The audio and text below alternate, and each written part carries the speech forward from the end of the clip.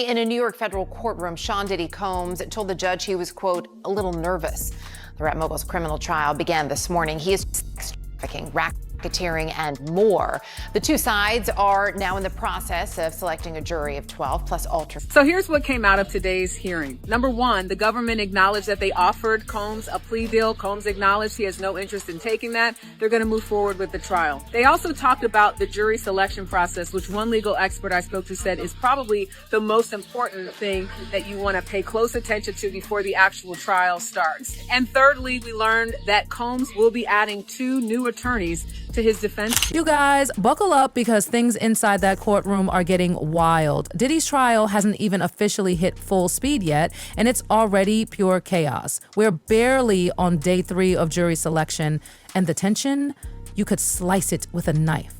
The prosecution's lock and loaded. Diddy's legal dream team is trying to hold it together, but then boom, a courtroom twist no one saw coming. The judge just brought in Ben Chew. Yes, that Ben Chew, the powerhouse lawyer who defended Johnny Depp and helped obliterate Amber Heard's claims. He's now in the room, watching, advising, analyzing, and everyone in the courtroom lost their minds the second his name dropped. This isn't some low-stakes drama, people. This is federal. This is Diddy. And now, Johnny Depp's legal MVP is looming over jury selection like a storm cloud. Mr. Depp built a reputation as one of the most talented actors in Hollywood, a respected artist whose name was associated with success at the box office.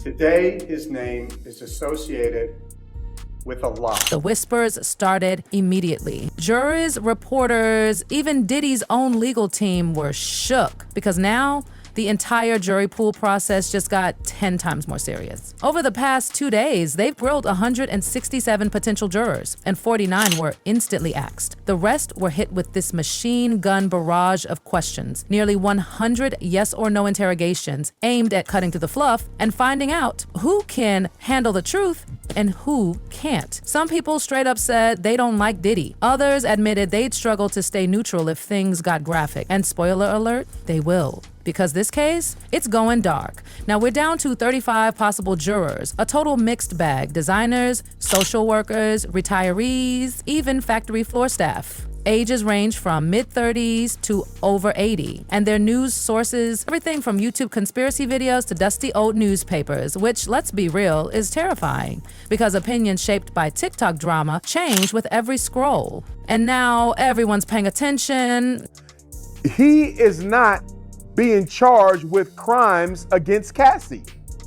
He's being charged with crimes against others. Cassie was paid and dismissed. Why is she being brought back into court after taking that man's money and testifying against him? That right there is clearly an excessive and abusive use of the law. Absolutely wrong. I do not like it. As far as Puffy asking for his case to be delayed, I agree with that. Remember, one of his lawyers recused himself, okay, at least one of them. So he probably has, some new people on his legal team. They got to get reacclimated and get caught up with what's going on. And I saw nothing wrong with him asking for a 2-month delay. He's already in jail. Y'all didn't give him bail, which y'all also think is a violation of his constitutional rights. So he should have got the 8-week delay. But here we go again, Deion Sanders. We want to make an example out of Puff. And of course, Deion wasn't accused of what Puffy is being accused of, but we want to make an example out of Sean Puffy Combs. He was too confident, he was too big, and it was time for us to bring him down. He is where the heat gets nuclear. Diddy's not just fighting for his reputation. He's fighting for his freedom. Prosecutors have leveled 5 major federal charges at him. Not a slap on the wrist, real prison time. And the wildest twist, Cassie Ventura, his ex-girlfriend, may take the stand. Yes, the same Cassie from that explosive hotel surveillance video CNN dropped. If she spills, and it sounds like she might, Diddy could be staring down a life sentence. No plea deals, no second chances. That's why the judge didn't just call in anyone. He brought in Ben Chew to supervise the most crucial part, jury selection. Because when Cassie testifies, it's going to be nuclear. Ben spelled it out. When a celebrity is the center of a case this scandalous, the jury selection isn't just important, it's everything. You also have a member of the team going through the social media of these jurors, making sure they didn't do anything. I mean, how much research can you do in terms of, did they search for something? Did they say something? I always am curious about that because you come into court the next day and you always hear a prosecutor or defense attorney say, court, we have an issue we would like to bring to your attention. Juror number 5 was looking, it's like, how did they find that out? Is that what happens? Well, it is in a high stakes case like this. I mean, as you know, not all clients have the resources to hire, jury consultants and to hire investigators. But in this case, you have a defendant who could theoretically be sentenced to life in prison, who has the means. So I'm sure, or I would think, that his counsel have a team of investigators following the jurors around to the extent they can and looking for any electronic footprint. And what Ben Chew said next? Whew. He dropped hard truth bombs all over the courtroom. Normally, people beg to be on a celebrity jury. They want to be part of the drama, maybe even land a book deal afterward. But this time, crickets. People are trying to avoid jury duty. The vibes are off. They know this case will dig into horrifying allegations and no one wants to deal with that drama up close. It's dark, it's disturbing, and it's about to get worse. And now behind the scenes, Diddy's freaking out. Sources say he's visibly nervous. The wrong juror and it's game over. This morning, day 2 of jury selection in the racketeering and sex trafficking trial of Sean Combs, seen in court with graying hair. Federal prosecutors are trying to prove Combs used his power, wealth, and fame to force women into drug-fueled orgies he called freak-offs and then threaten them into silence. The jury questionnaire warning potential jurors there may be evidence of sexually explicit videos, photographs, and language. Many prospective jurors said they had heard of the case and this potentially damning evidence. Video first obtained by CNN showing Combs knocking then-girlfriend Cassie Ventura to the floor of a Los Angeles hotel in 2016 and kicking and dragging her. It was upsetting to watch, one woman told the judge, but I don't know the full story, so I can listen to the facts. Many prospective jurors said they recognized the names of other celebrities that might come up at trial. Several potential jurors knew of Combs' cultural significance. The woman said she remembered him from making the band. A man said he liked to listen to hip-hop in the 1990s. Can't nobody hold me down. When Combs became a chart-topping artist. To remain in the jury pool, all had to say they could be fair. The judge tried to keep things moving, so when the defense asked for a bathroom break, Combs apologized, saying, "Sorry, Your Honor, I'm a little nervous today." Ben also revealed what kind of jurors Diddy's defense team is praying for. Younger, open-minded people who won't get emotionally rattled by graphic evidence. People who won't fall apart when they're shown footage of drug-fueled orgies or videos of women allegedly being coerced into unspeakable acts. And yeah, Ben admitted it, they are probably leaning toward more male jurors, not because women can't be fair, but because these claims, they hit deeply personal nerves. And emotional reactions in court? That's the kind of wildfire Diddy's team desperately wants to avoid. So the question now is who is going to decide Diddy's fate? Because whoever it is, their lives will never be the same. You put Johnny Depp on the stand. It's always a high-risk strategy. It worked for you. If you were representing Sean Diddy Combs, would you put him up? Well, we put Johnny up because he was telling the truth. So that was a very easy decision to make, and he had the burden of proof. And frankly, we couldn't have stopped him even if we wanted to, but we didn't want to. Telling the truth as he did over several days, you're not telling the truth. Skilled attorneys on the other side are going to puncture that. I believe in that system. I think in this case, I don't think he's got any choice. Given that video, he's got to explain it. He's got to say that he's terribly sorry for it, but that was an aberration. That's not who he is. He simply has to say. And now for the twist that made Diddy absolutely snap. When Ben Chew walked in to consult, Diddy lost it. Like red-faced, veins popping, reportedly storming out of the room behind closed doors. His legal team, done-sided. They had no clue the judge was pulling this move. And honestly, they're scared. Because Ben Chew isn't just some fancy lawyer. He's a master at jury strategy. And having him break things down for the judge, that could completely sway the jury dynamics. And that's the last thing Diddy wants right now. He knows one wrong juror could spell disaster. I think you want somebody who wants to serve, someone eager to serve, because that suggests that person might be inclined toward a celebrity like Diddy. I would also, in this case, I would want men, not because men support abuse, but I could see this being very difficult for women jurors. I would want younger jurors as well. I don't know that older jurors would be good for him. Do you care where they get their news? Do you care if they go on social media? I wouldn't care so much about social media. Certainly watching you on Law and Crime would be a real problem. But no, I wouldn't care too much. I mean, in fact, if they were reading the celebrity media, TMZ, Rolling Stone, that might be an encouraging thing for Diddy's counsel. And if you thought it couldn't get messier, hold on to your seats. Starting Friday, the courtroom war kicks into high gear. That's when both legal teams get to use peremptory challenges, AKAs. They can kick out jurors for no stated reason unless the judge smells discrimination. But already, the red flags are waving. One potential juror was immediately tossed out just for saying they worked at HBO. Jup, the same network that just released the damning documentary about Diddy. Conflict of interest much? And then there's another twist. Someone failed to mention they worked for the Legal Aid Society, the organization that literally helps criminal defendants. And yet, they made it through. The judge was like, me, they're fine. Meanwhile, Ben Chu is watching like a hawk. Every move, every nod, every omission, he's analyzing it all, because this stage, this is do or die for Diddy. Diddy has a very good jury consultant, probably more than one, who is profiling the type of juror who would be most sympathetic to him. And I think it's wise for attorneys, even experienced attorneys, to defer for the most part to those jury consultants. Now, ultimately, it's the client's choice, and the client should be participating in the process, especially whereas here, his liberty is at stake.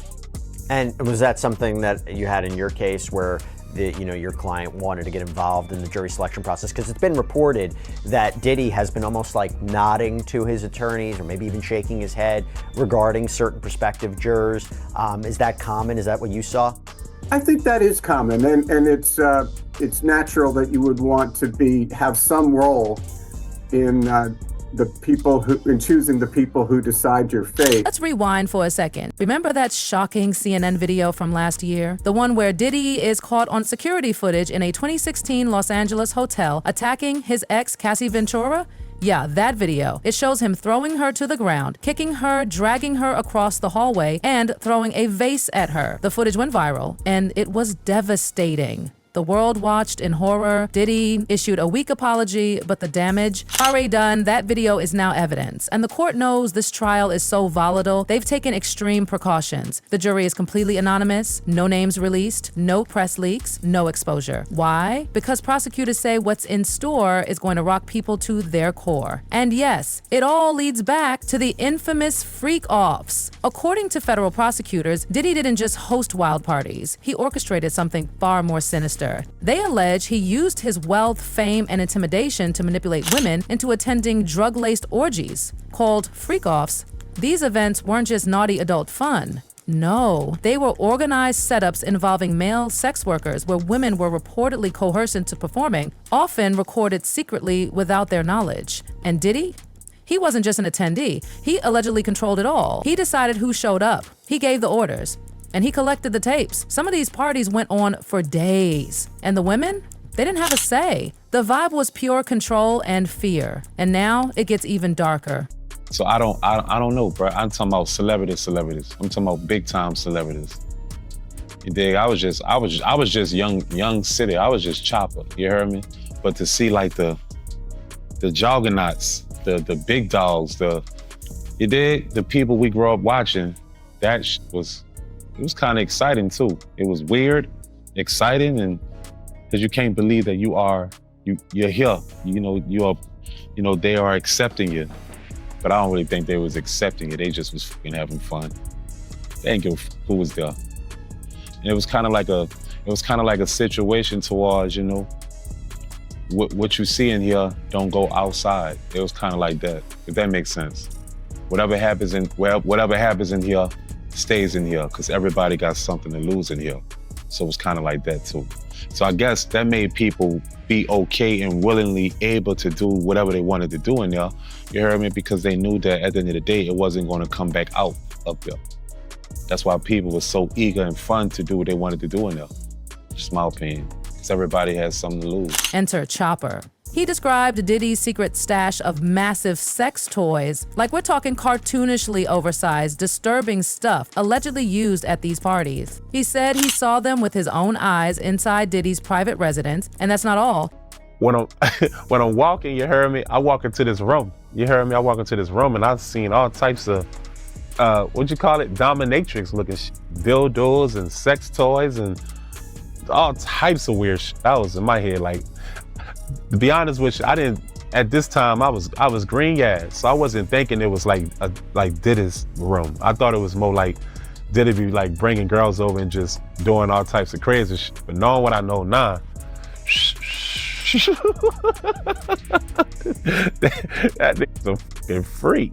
Yeah, so yeah, I've been to his house in style and I seen dildos, sex toys, and all types of weird shit in there. Definitely. Chopper also claimed Diddy once hit on an MTV cameraman, making the guy so uncomfortable he quit his job entirely. That's right. He alleges Diddy made a direct sexual advance on someone working the scene, and the guy walked away from his career traumatized. This isn't gossip anymore. These are damning personal accounts piling up, and they're building a pattern. One of the producers over there at MTV at the time, who was super cool guy. He actually had the camera walking with us, you heard me, to Brooklyn to get the cheesecake. The first Art Dialogue interview, you heard me, that I did, he DM'd me and I definitely talked to him. He was like, yeah, bruh, how you been, Chop? I'm like, I'm straight, bruh. Appreciate you hitting me. Long time. He like, yeah, bruh, I appreciate your interview, you heard me, that you did on Art of Dialogue. I said, thank you, I appreciate you, bruh. And he was like, you ever notice why I was shooting with y'all and then all of a sudden you haven't seen me after that? And I'm like, yeah, I do. I said, why is that? He said, because one time Diddy invited me to his office and told me to suck his dick. And he was like, he said, I damn near wanted to kill him, bro. He was like, I left the office and I quit. But let's go even further. Chopper claims Diddy would hand out drugs like candy at these parties. GHB, magic mushrooms, you name it. The women were expected to go along with anything, no questions asked. And when it was all over, they weren't sent home. They were given IV fluids to help their bodies recover, like they'd just been through some kind of physical marathon. This wasn't just partying. This was systematic, disturbing, and controlled. Also say they found recordings of freak-offs, and the evidence was then used to blackmail these women if they didn't cooperate more. Diddy's longtime ex-girlfriend, Cassandra Cassie Ventura, filing a lawsuit against him last year that changed everything. He would direct her how to touch the sex worker, how to pour like oil over her body, and he would watch these things happen while he was masturbating. Cassie Ventura's lawsuit gave the blueprint for the Southern District of New York to investigate Sean Combs. And the lawsuits that followed gave the brick and mortar to build the case against him. And just when you think it couldn't get any worse, it does. Prosecutors now allege that Diddy used not just drugs, but guns, kidnapping, and even arson to intimidate victims into staying quiet. One woman referred to as Victim 1 is almost certainly Cassie Ventura. Prosecutors say she's the one in that hotel footage, and she might be the key witness in this entire trial. And get this, another court filing alleges that Diddy once held a woman over the edge of a balcony during a fight. That's not just disturbing, it's a potential attempted murder. This case, it's turning into a nightmare. Now, here's the part that has everyone gasping. Diddy was offered a plea deal. That's right, the government gave him a chance to cut a deal, save face, and possibly avoid a life sentence, and guess what? He said no. Inside that courtroom, wearing a baggy beige jail uniform, Diddy stood up and looked the judge dead in the eye and said, "Yes, I do, Your Honor." That's how he officially rejected the deal. Why? That's the question everyone's asking. Does Diddy actually believe he can beat this, or is he bluffing with his own future? Because if this trial goes bad, he's not looking at a few years, he's looking at decades, or even life in prison. Involving the case against Sean Diddy Combs, what he decided in court today, and what this now means, the move coming just 4 days before his trial is set to begin. Here's Aaron Katursky. Tonight, Sean Combs makes it official. He's rejecting the government's offer to plead guilty and spare himself the possibility of a prolonged term in prison. When asked if he turned down the offer, Combs answered, "Yes, I do, Your Honor," as he stood in a baggy beige jail uniform. Terms were not disclosed, but prosecutors did say a plea could result in a shorter sentence for Combs than if he's convicted. The decision guarantees Combs will face trial beginning just 4 days from now that will test whether one of music's most prolific figures used his power, wealth, and fame to sexually exploit both women and men for decades.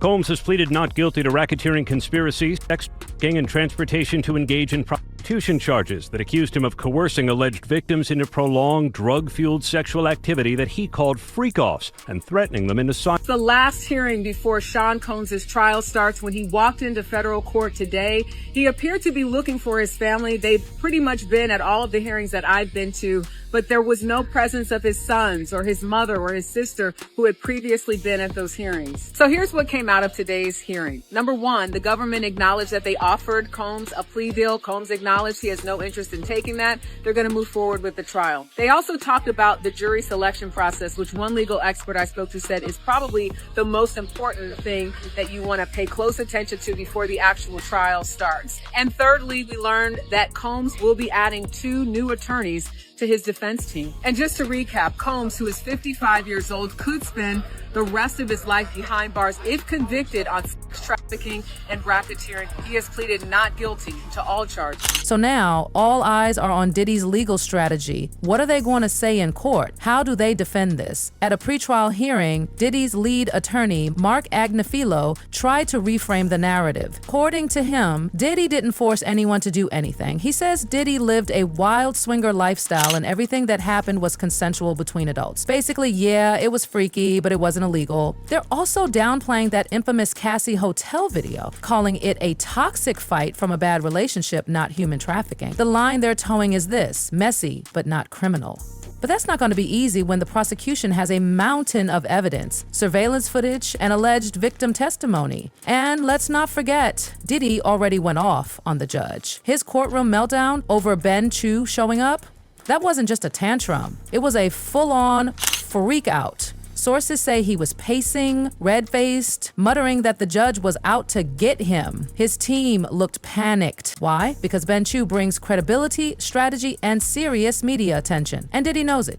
He knows his carefully constructed narrative could crumble with the right jury and the wrong witness. And speaking of witnesses, Cassie Ventura is expected to take the stand. If she does, it's going to be explosive. You remember, it was her 2023 lawsuit that set this whole thing in motion. She accused Diddy of years of abuse, surveillance, sexual control, and psychological torment. That suit was settled almost immediately. But now it's back from the dead in this criminal trial. And Cassie's testimony, that could seal Diddy's fate. But let's not forget what prosecutors are stacking up. Dozens of unnamed victims, surveillance footage from hotels, homes, and possibly even his infamous freak-off parties. Allegations of hidden cameras, forced participation, coerced silence, and blackmail using those same videos. Claims that Diddy ran a system like a shadow empire designed to control, exploit, and silence. And now, sources say the FBI may even be looking into whether any of these tapes crossed federal lines, making them evidence of interstate trafficking that would take this case to a whole new level of criminal exposure. So what's the mood inside that courtroom now? It's electric, it's terrifying, and it's unpredictable. The jurors are being scanned like hawks. Diddy's body language is being dissected by every news outlet.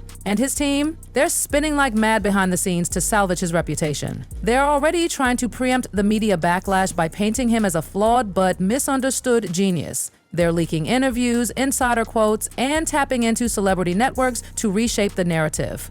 It's PR warfare. But will it work? Remember, Diddy is no longer just a music mogul in the eyes of the public. He's the center of a storm involving sex trafficking, racketeering, drug fuel coercion, assault surveillance, blackmail, and potentially decades of systemic abuse. And the worst part, the trial is just beginning. Diddy thought he was untouchable, but now he's cornered. His past is coming back full force with witnesses, videos, tapes, and legal sharks closing in. And with Ben Shue now in the picture, jury selection just became Diddy's worst night. Cassie's ready to testify. The freak off tapes are real. The judge is not playing. And if Diddy thought this was going to be a slap on the wrist, he's dead wrong.